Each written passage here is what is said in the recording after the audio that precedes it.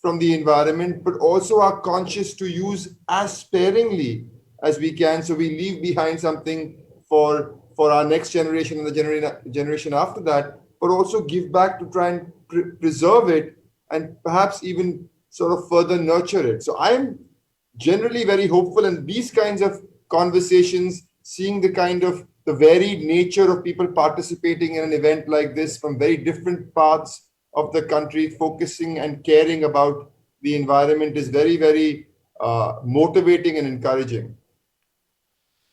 Yes, so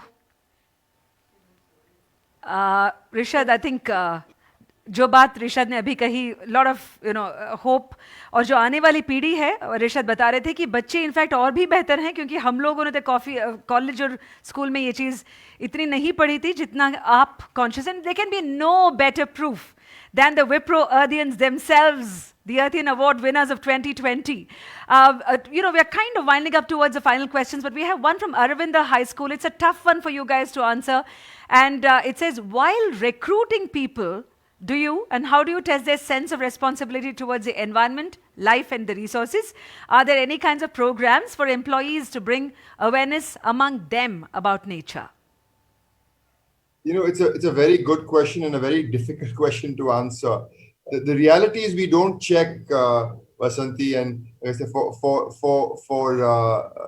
specifically on the environment, but we certainly deeply check on people who have a very strong set of values, right? How they think about the foundations of values, whether it be about integrity and always doing things right, right? To be trustworthy, have a great sense of respect for people, to have passion for our customers, to be a responsible person, to be a global person, to be inclusive.